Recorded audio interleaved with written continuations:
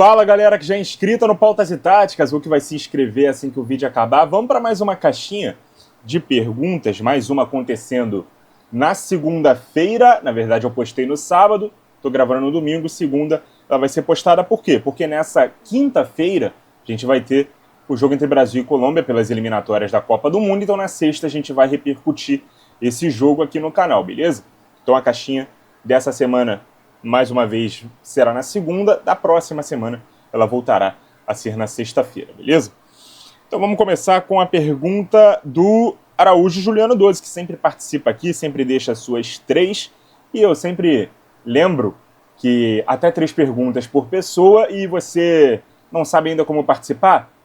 Instagram, @pautasetaticas. Tudo junto, escrito dessa forma. Toda quinta, normalmente, eu deixo lá a caixinha, vocês fazem as perguntas. Na sexta eu respondo e posto, como eu já abri dizendo, nessa semana, assim como na semana passada, excepcionalmente, sendo gravado no domingo e postado na segunda. Vamos às perguntas então do Juliano. Rinos Mitchells foi o técnico mais influente da história? Então, Juliano, nesta semana vai sair um vídeo sobre os 10 maiores técnicos da história do futebol, na minha opinião. O Mitchells está entre eles. Mas sobre ser o mais influente, eu acredito que não. Porque ser influente para mim é que a partir da ideia dele, um estilo de jogo se dissemine. Não foi a partir dele que esse estilo se disseminou. Depois dele, essa ideia de jogo, né, o futebol total, foi influenciada por Cruyff, depois do Cruyff para o Guardiola. E aí o Guardiola foi quem disseminou a ideia, tanto que existe a expressão guardiolismo. Foi a partir do Guardiola que os técnicos passaram a tentar imitá-lo ou anulá-lo. Então, para mim, o Guardiola é o mais influente, tá? Se você quiser considerar o Mitchells como o pai da criança, talvez ele tenha sido aquele que aperfeiçoou a ideia e consolidou o que ficou conhecido como futebol total. Mas antes deles, técnicos como Ernest Happel, como Jack Reynolds, eles já começaram a plantar essa semente, beleza? Mas quem realmente colocou ela ali na terra, regou todo dia para crescer uma árvore e dar o primeiro fruto, foi o Mitchells. Esse primeiro fruto, na minha visão, foi o Cruyff, beleza? E depois o Cruyff também plantou a árvore dele e o fruto dele foi o Guardiola. Eu enxergo dessa forma, beleza? Mitchells é muito importante para a história do futebol, mas não é o mais influente, na minha opinião, beleza? Mais uma aqui do Juliano. Expectativa para a Libertadores e o Brasileiro do Botafogo. Cara, como eu já disse algumas vezes, eu acho que clubes que têm muito investimento, eles têm a obrigação de competir em alto nível, não necessariamente de ganhar, beleza? Eu sei que a régua do Botafogo está muito alta por vir de uma temporada em que ele ganhou esses 2 títulos. E talvez ele tenha ganhado esses 2 títulos rápido demais e não estava preparado para a pressão que vai vir pela frente. Só que o investimento continua. As reposições das perdas foram feitas, o técnico tão esperado chegou, não era o que a torcida estava esperando, mas até por conta da espera ele também vai ter muita pressão para poder entregar resultados rápidos. Eu tenho a expectativa que o Botafogo brigue para pelo menos ser um dos 4 primeiros no Brasileiro e que chegue no mínimo às quartas da Libertadores. Qualquer coisa abaixo disso vai ser fracasso. Qualquer coisa acima disso, a gente comemora. 4º lugar no Brasileiro, quartas de final na Libertadores, eu acho que é o mínimo que eu espero para o Botafogo, beleza? Nessa temporada. Mais uma aqui do Juliano. Para você, quem é o melhor comentarista do Brasil? Eu fiz vídeo sobre isso, né, Juliano? Sobre os meus preferidos. Quero fazer a propaganda desse vídeo, aproveitando o gancho da sua pergunta. Tem lá também os meus repórteres esportivos preferidos, os meus narradores preferidos, assim como os comentaristas. Mas eu vou responder a sua pergunta, cara. Para mim, o meu preferido é o Rafael Oliveira, beleza? Ex-ESPN, ex-Band, ex-DAZN e hoje está na Cazé TV. Valeu, Juliano. TH Oliveira. Acha que o Neymar se importa mais com o extracampo do que com o futebol em si? Cara, existem 2 respostas para essa pergunta. O se importar de querer viver a vida e fazer o que ele tem vontade, eu acho que ele não abre mão de nada disso, tá? Agora, se ele realmente se importasse enquanto atleta, ele não faria nem metade das merdas que ele faz, né, fora de campo. Porque ele realmente faz as merdas que ele faz e não se preocupa com como isso vai repercutir enquanto atleta. Então, se ele realmente desse uma importância disso na figura de um jogador de futebol, ele realmente não, ele teria uma postura completamente diferente. Né? Mas como ser humano que quer curtir a vida, que tem dinheiro para isso, a gente vê que realmente ele não abre mão, né, de viver tudo isso, mesmo sendo atleta. E mesmo que isso muitas vezes seja ruim para ele como atleta. Então, eu não sei se ele se importa mais com isso do que com o futebol. Mas eu diria que ele dá uma importância, no mínimo, equiparável. Beleza? Valeu, TH Oliveira.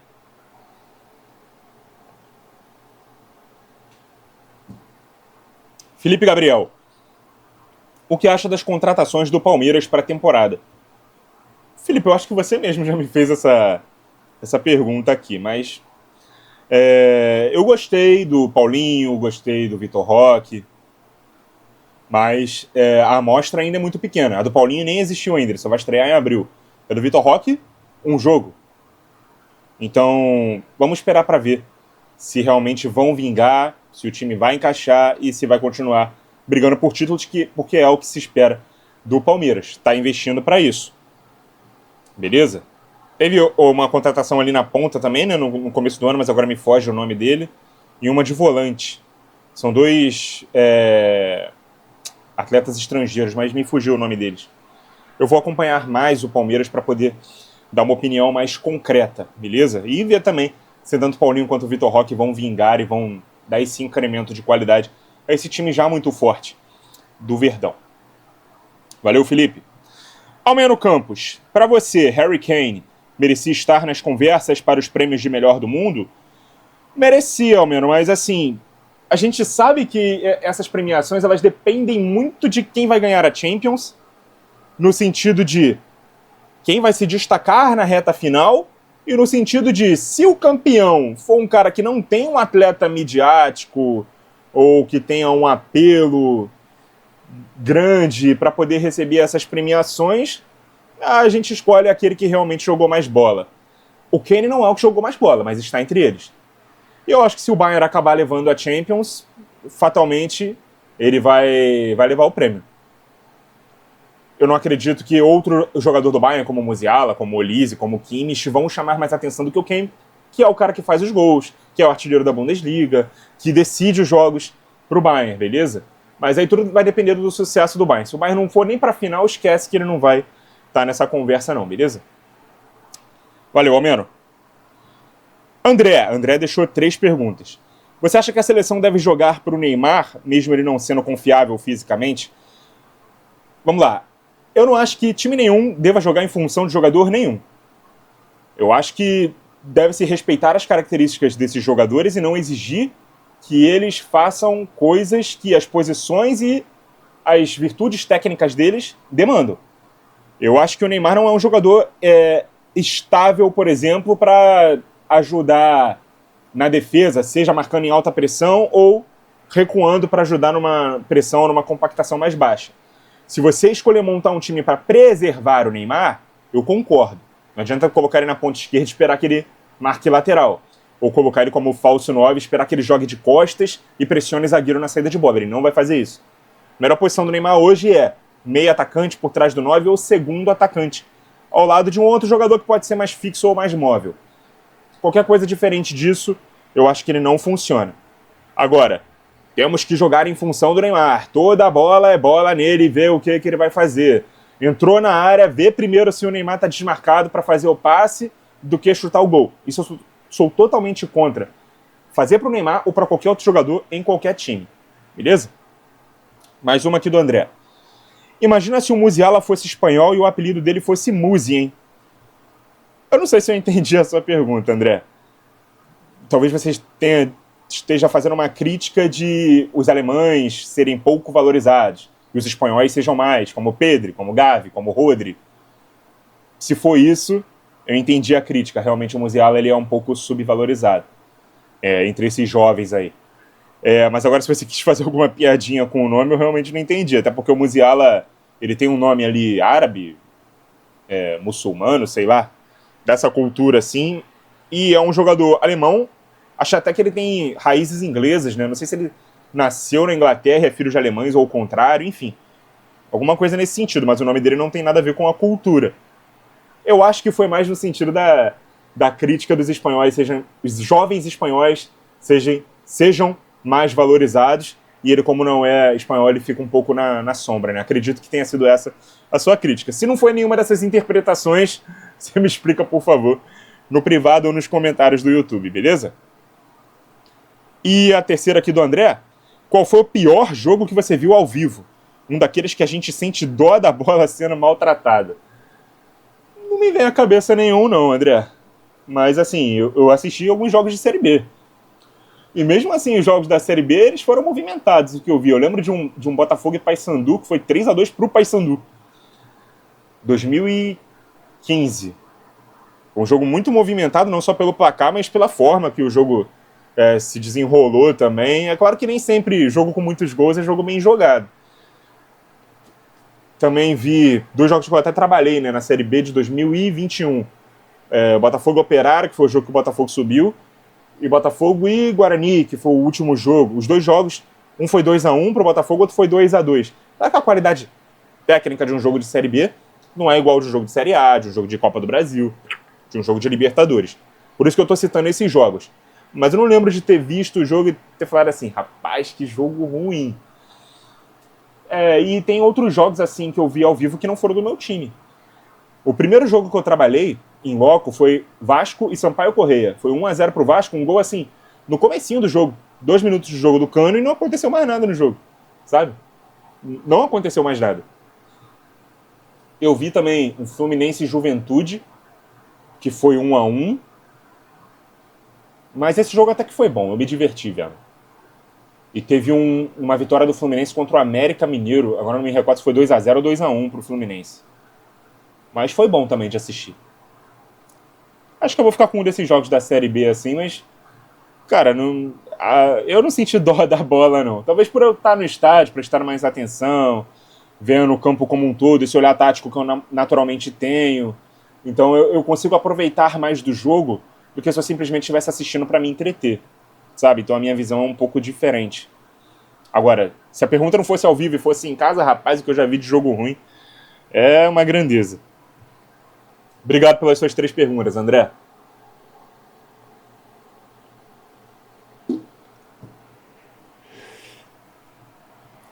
IG Pedro Ferreira: por que camisas 10, como o Estevão, são deslocados para a ponta no futebol moderno?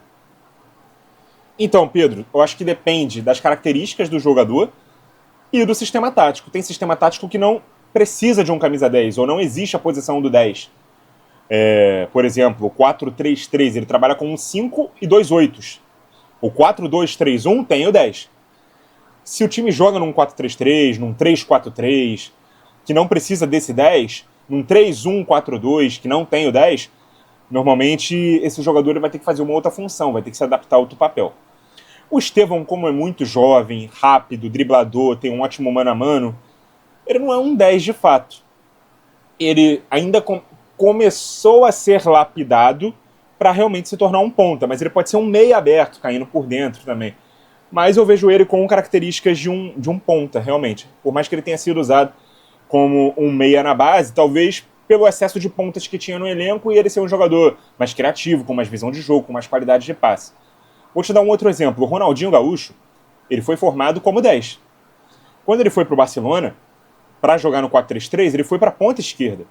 Primeiro porque não tinha um 10 no time, e segundo porque o Rijkaard, que era o treinador dele no Barcelona, disse que se fosse colocar ele no meio campo, como um desses jogadores ali do tripé, quase que como um volante ali, um dos números 8 na frente do camisa 5, ele teria que fazer mais funções defensivas. Naquela época era uma marcação um pouco mais espaçada, menos compacta, então você colocar um jogador menos intenso na marcação na ponta fazia sentido, porque ele seria preservado, 3 atacantes fariam com que 4 defensores fossem seguros para vigiar os 3 atacantes, então 7 atrás da linha da bola já teriam superioridade contra 6 atacando, porque se tem 4 vigiando 3, 6, no máximo, vão atacar 7. Isso fazia sentido para a época, hoje não faz mais. Então o Ronaldinho foi deslocado para a ponta esquerda para poder ser preservado de funções defensivas. Se fosse hoje, ele teria que marcar lateral, ele teria que ter mais velocidade, ele teria que ser mais intenso. Ele não conseguiria fazer aquela função, beleza? A minha teoria é essa. Valeu, Pedro Ferreira. João Destro deixa 3 perguntas. É absurdo achar o United e a Juve os maiores de seus países? Aqui no Brasa parece que só vale a Champions. Cara, não é absurdo e inclusive eu concordo. Eu considero o United maior do que o Liverpool, por exemplo, porque eu acho que a marca do United ela é muito maior, foi mais explorada globalmente, os ídolos do United são ídolos mais nacionais, o número de esquadrões históricos e memoráveis que mais pessoas lembram do United são maiores do que o Liverpool, é um time que faz naturalmente mais dinheiro do que o Liverpool. Tudo isso para mim contribui para falar de tamanho de time. Na Itália, o argumento de que o Milan seria maior do que a Juventus por ter muito mais Champions, ele é válido, mas ele é praticamente único. Porque se a gente for pegar títulos nacionais, a Juve tem praticamente o número de títulos somados de Inter e Milan, né, de campeonato italiano. A Juve tem um estádio próprio, muito mais caro, muito mais numeroso. O Milan, por exemplo, não tem o seu próprio estádio. A Juve é o clube mais popular da Itália. Nem tem a maior torcida de Turim, né? O Torino tem mais torcida em Turim do que a Juventus. Mas a Juventus tem uma torcida nacional. A Juventus é um dos clubes que mais jogou finais de Champions, apesar de ter perdido a maioria delas.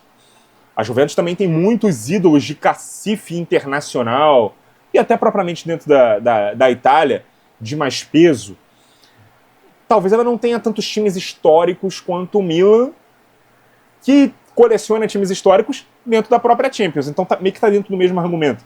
Então eu também considero a Juventus maior que o Milan e o United maior que o Liverpool. Eu sei que isso aqui vai dar uma polêmica danada, mas a régua que eu uso não é simplesmente quem tem mais Champions. É falar sobre o tamanho do clube como um todo, beleza? Segundo aqui do João. Dizer que os estaduais até a década de 90 não valiam nada é anacronismo? Cara, eu acho que é desconhecimento da história, para falar a verdade. Porque eu acho que os estaduais eles começaram a ficar menos importantes na década de 2010, em meados dela. Porque, por exemplo, eu lembro que em 2013 o estadual... Vou falar aqui do Rio de Janeiro, tá? O estadual do Botafogo daquele ano não foi muito importante, muito comemorado. Ele já era um pouco à sombra dos rivais por conta de um sucesso recente em um cenário nacional, né? O Flamengo tinha ganho o Campeonato Brasileiro em 2009, o Fluminense em 2010, o Vasco ganhou a Copa do Brasil em 2011, o próprio Fluminense ganhou a Copa do Brasil, ganhou o Campeonato Brasileiro em 2012, e o Botafogo tava ali, vou ganhar o quê de título nacional? E ganhou aquele estadual em 2013. Aquilo ali já ficou, sabe, já deu no botafoguense um sentimento de vou comemorar isso aqui, sendo que meus rivais comemoraram coisas muito mais importantes. Mas aí nos anos seguintes, o Flamengo comemorou muito o estadual dele em 2014, o Vasco comemorou muito o estadual dele em 2015, porque vinha de muito tempo sem ganhar. Em 2016 já comemorou menos. Aí em 2017 foi o Flamengo, já comemorou menos. Em 2018 foi o Botafogo que ganhou, comemorou menos. Em 2019, o Flamengo comemorou menos. Então, acho que ali, meado de 2010, o estadual ele foi perdendo um pouco de importância. Estou falando com propriedade aqui do Rio de Janeiro, que é o estado que eu vejo, né, que eu moro, que eu nasci, fui criado e que eu tenho mais propriedade para poder falar. Beleza? Nos outros estados, principalmente de times grandes no cenário nacional e que são competitivos pelos principais objetivos da temporada, eu acredito que também tenha havido esse fenômeno deles ficarem menores. Uns talvez há mais tempo, outros a menos, tá? Mas se a gente for pegar no Nordeste, o estadual ainda é muito importante, no sul do país ele é muito importante, no Centro-Oeste, no Norte. Eles são muito importantes e são muito comemorados pelos clubes que os vencem, beleza? Agora, até meados da década de 2010, porque nos anos 90 o estadual era muito gigante, nos anos 80, nos anos 2000... beleza? Então dizer que até a década de 90 não valiam nada é sacanagem. É mentira e desconhecimento da história do futebol brasileiro, beleza? Mais uma aqui do João Destro. Dizer que o R10 é melhor que o Messi é igual a dizer que o Garrincha foi melhor que o Pelé? Digo isso por valorizarem mais a magia e o encantamento do que a objetividade em si. Não, primeiro, eu acho que nenhuma comparação que você fizer vai ser igual a outra, embora eu tenha entendido o que você quis dizer. Né, o Messi e o Pelé são mais objetivos e o Garrincha e o Ronaldinho são mais... Não sei se encantador é a palavra, porque o Pelé e o Messi também encantam. Mas são mais fantasistas, mais malabaristas. Talvez seja mais divertido ver um highlights desses jogadores. Mas à mesma medida que tem gente que dá mais ênfase a isso, a beleza estética das jogadas, tem gente que dá mais ênfase aos números. E não que seja o caso do Pelé e do Messi, mas eu me recuso a assistir futebol e avaliar que um jogador é melhor que o outro só por número. Eu ainda acho que o que eu estou vendo é mais importante. Eu acho que o Pelé e o Messi são melhores que o Ronaldinho e o Garrincha, não só pelos números, ou pelos outros serem só encantadores, porque esses aqui também foram encantadores, mas que eles foram mais longevos também. E eles têm feitos maiores. Né? O auge do Garrincha foi menor do que o Pelé. O auge do Ronaldinho foi menor do que o Messi. Então, esses caras que tiveram um auge maior, mais longevo, fizeram mais história, eles são naturalmente melhores, beleza? Mas todos aqui são jogadores encantadores, vitoriosos, uns mais, outros menos também objetivos, tá? E aí vai da régua de cada um, você gostar mais de um ou do outro. Eu, por exemplo, o jogador que eu mais gostei de ver jogar é o Henry. Eu acho que o Henry é maior do que todos os jogadores que eu vi jogar? Não. Nem maior e nem melhor. É só preferência pessoal. É o cara que, quando eu tava crescendo e começando a me apaixonar pelo esporte, via ele jogando muito, e aquilo me encantou. E aquilo fez eu enxergar o Henry como um ídolo pessoal meu. Não quer dizer que eu gostar mais dele, não quer dizer que ele é melhor do que os outros, contemporâneos ou até que vieram subsequentemente a ele, beleza? Obrigado, João, pelas suas perguntas. João Destro, né? Porque agora vem o João Victors. Os Joãos aqui dominando hoje. Na sua visão, a definição de um treinador que possui variações táticas. Na sua visão, qual a definição de um treinador que possui variações táticas? Agora sim. Versátil. Adaptável. Camaleônico. Acho que essas são as melhores definições, né? Ancelotti é assim, Zidane foi assim, Abel Braga aqui no Brasil foi assim. São caras que montam seus times a partir do material humano que eles têm, ou de uma estratégia de jogo específica para um jogo específico. Você não identifica esses caras por um sistema tático, por uma forma de jogar. Depende muito do que eles têm em mãos para poder trabalhar. São treinadores versáteis. Se eu fosse treinador, eu seria assim, tá? Seria um treinador mais versátil. Segundo aqui do João. Você acredita que após a eliminação o Salah pode ficar de fora do top 3 da Bola de Ouro? Cara, eu acredito que pode, mas seria injusto, na minha opinião, tá? Porque, pra mim, o melhor jogador, individualmente falando, tem que ser o que jogou mais bola. Não é o mais vitorioso, o que chegou mais longe, o que ganhou mais títulos, o que tem melhores números, o que foi artilheiro. Você pode usar esses critérios também. Até pra embasar a opinião de que esse cara jogou mais bola. Mas se a gente tem a impressão que o Salah até aqui jogou mais bola que todo mundo na temporada, não vai ser uma eliminação, ou não deveria ser uma eliminação, que faz a gente apagar 7 meses de temporada dele e só valorizar o que vai acontecer agora no mata-mata de Champions, que agora vai ter quartas, semis e final, 5 jogos. Então quer dizer que o jogador mais decisivo desses 5 jogos vai ser o melhor jogador da temporada. Os 7 meses que o Salah fez tudo o que fez, a gente vai deixar de lado, esquecer, apagar, deletar. Tem outros jogadores, o próprio Rafinha jogou muito. Se o Rafinha foi eliminado nas quartas de final agora, a gente vai excluir o Rafinha também? Ou a gente vai esperar para ver se quem vai ganhar a Champions vai ser o Borussia, vai ser a Inter de Milão, vai ser o Aston Villa, vai ser um time que não é favorito e não tem um jogador estrela, midiático, pra gente ressuscitar aquele que jogou mais bola, porque isso acontece também. Eu já vi um Mbappé que foi muito criticado nos seus primeiros 6 meses de temporada ser ressuscitado para essa disputa. Porque ele decide o jogo contra o City, porque ele tá fazendo muitos gols. Agora, nessa reta final, eu acho que o melhor jogador da temporada, na minha visão, tá? O meu critério de votação, é o que jogou mais bola ao longo da temporada. Se esse jogador vai pertencer ao melhor time, não sei. O que ganhou os principais títulos, talvez. Eu não tiraria o Salah da conversa ainda não, mas acho que vai ser tirado. Fatalmente vai ganhar a Premier League, mas não chegou longe na Champions, então fatalmente ele vai ficar um pouco escanteado, beleza? Eu não tiraria, repetindo. E a terceira aqui do João Vitor. Você acha que o Rogério Ceni poderia ter feito ainda mais sucesso jogando na Europa? Cara, depende muito. Por quê? Se ele conseguisse ser na Europa tudo que ele foi no Brasil, se ele fosse o goleiro que fosse lá bater falta, fosse lá bater pênalti, sabe, além de ser um monstro embaixo das traves que ele foi, certamente ele seria maior, tá? Agora, se ele fosse pra Europa e o técnico falasse, não, você não vai bater falta, você não vai bater pênalti, e ele fosse um goleiro ok, e dependendo do clube que ele jogasse também, né, se ele fosse jogar num clube menor, ele ia ficar esquecido. Se ele fosse jogar num clube gigante, e fosse titular desse clube gigante, mas tivesse essa trava, né, nessa coisa que diferenciava ele, né, que era o que ele fazia também ofensivamente, né, nas bolas paradas, ser o maior goleiro artilheiro da história do futebol, eu acho que ele seria um pouco menor, tá? Mas, repetindo, o Rogério Ceni do São Paulo, que fazia tudo que fazia no São Paulo, coloca ele no Arsenal. Porra, ele seria muito maior. Coloca ele, sei lá, no La Coruña, seria muito maior.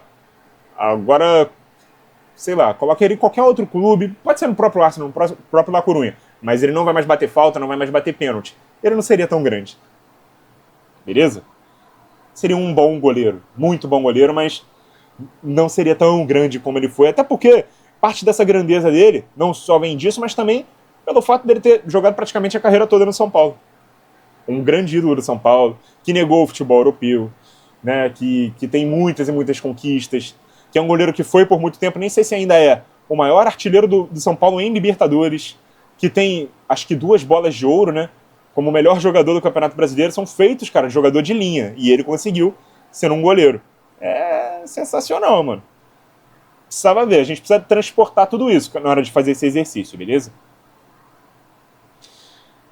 Mais uma aqui, meu craque Marcelo, é Marcelo? Deixa eu clicar aqui para ver. Meu craque Marcelão.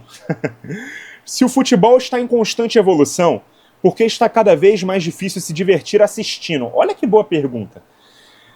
Cara, o futebol ele não tem como objetivo te divertir, te entreter. Não é como a música, não é um programa de TV, não é um reality show, não é cinema, não é teatro, não é série de televisão. O futebol é um esporte, é uma competição. Ele também entretém, porque nós gostamos de vê-lo, assim como qualquer outro esporte. O esporte ele é transmitido pela televisão como uma forma de entretenimento, principalmente se você é o neutro. Mas se você é o torcedor do seu time, provavelmente você não se diverte vendo os jogos. Você se estressa vendo os jogos, você grita, você xinga, você comemora, se emociona, chora. Você vive aquilo ali porque é uma paixão sua. Ele te diverte se o time jogar bem. E você se diverte se você parar para assistir times que não são o seu e o jogo é bonito, é encantador, enfim. Mas quem faz o futebol não tem isso como objetivo. O objetivo do treinador e do jogador é ganhar jogos, ganhar campeonatos, ganhar do adversário, montar estratégias. E isso, cara, ficou tudo muito mais apurado com a evolução tática do jogo. Os times piores conseguem ganhar dos melhores sendo melhor organizados.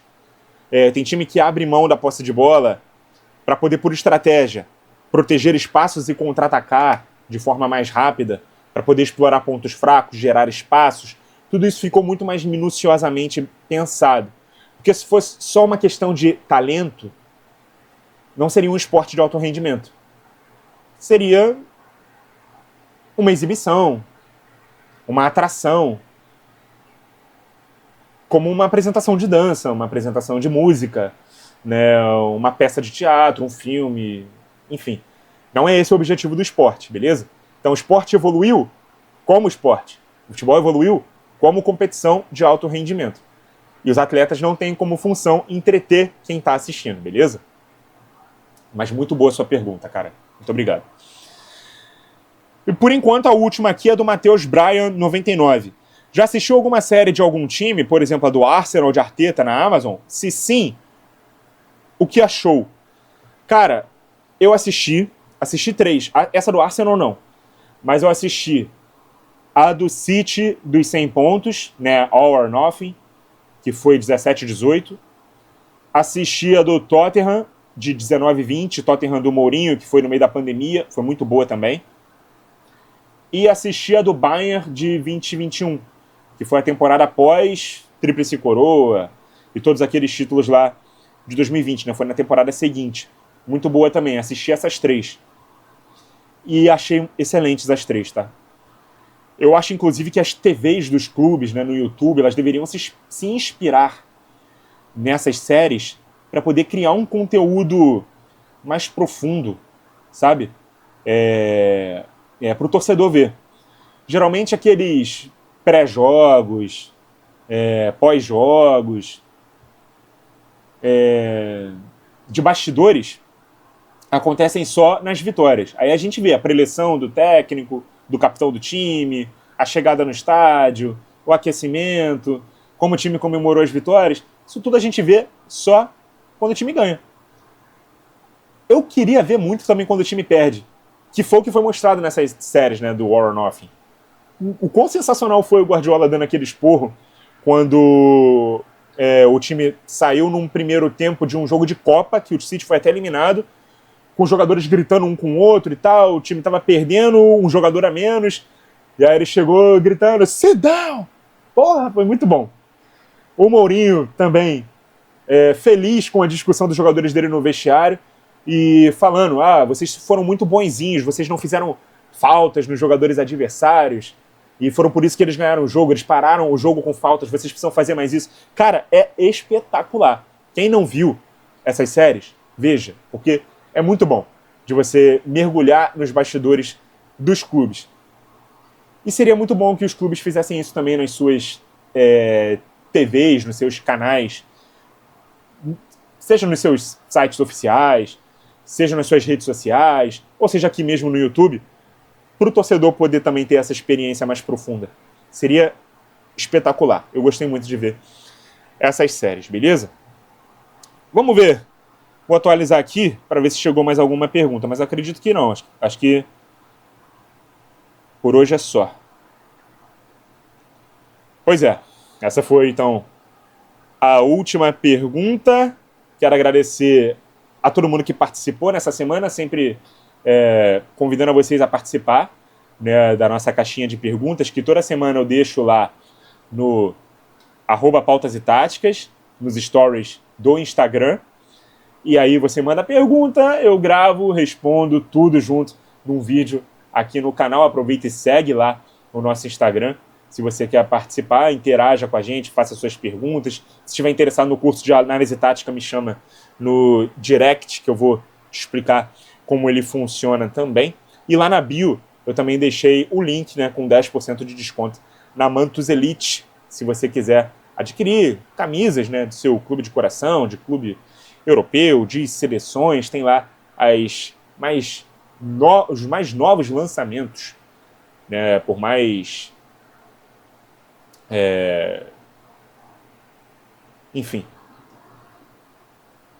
Enfim, você pode ir lá conferir lá os lançamentos para poder adquirir camisas do seu clube preferido, do seu time preferido.